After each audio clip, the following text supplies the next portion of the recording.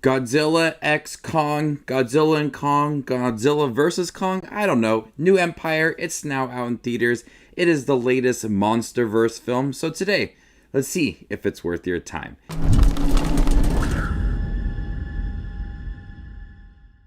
Hey everybody, my name's Justin here. I try to watch everything that hits theaters and on streaming services. If you guys are like me, go ahead and hit that subscribe button down below and click that bell notification for more up and coming content. Godzilla and the almighty Kong face a colossal threat hidden deep within the planet, challenging their very existence and the survival of the human race. So I was really looking forward to Godzilla and Kong, New Empire. I really like the Monsterverse. They feel a little bit different, but I like the overall tone of each movie and just big monsters fighting against each other.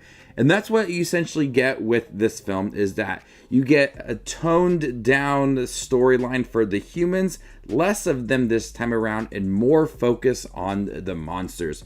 So much that it's just a lot of scenes of no dialogue and just the monsters fighting against each other. You feel the threat and them just duking it out. And that's what I like about Godzilla and Kong and all of the movies that are in the Godzilla franchise, is just the over-the-top, stupid fighting sequences between everybody. And that's what you get with this movie.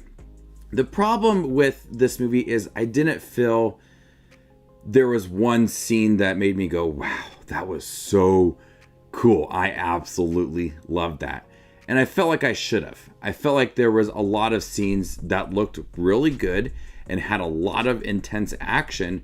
I just didn't get the feel for this movie that it was like, or that was so cool.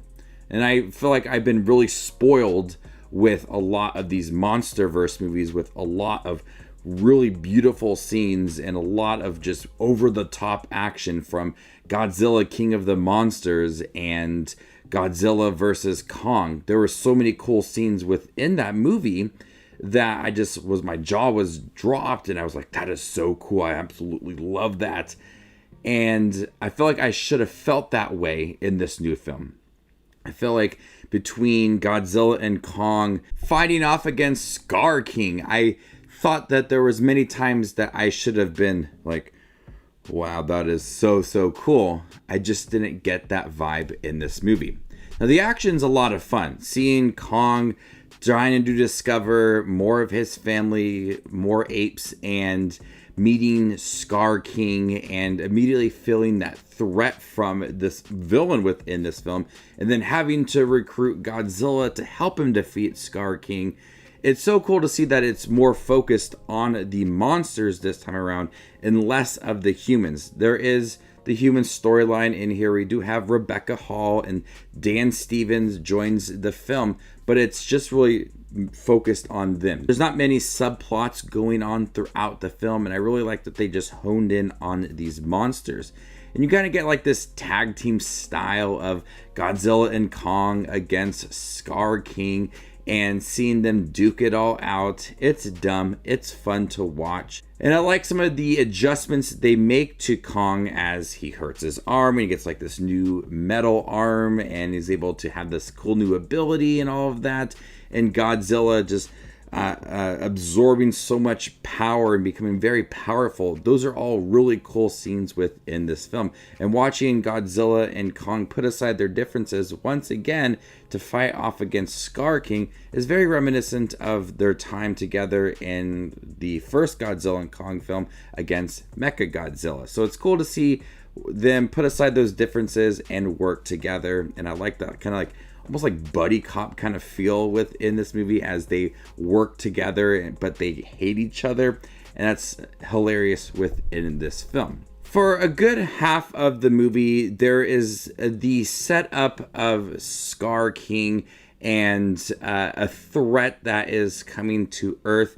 You have Rebecca Hall and her daughter on Earth that start to see that there is this threat that's coming their way and that leads them down to Hollow Earth.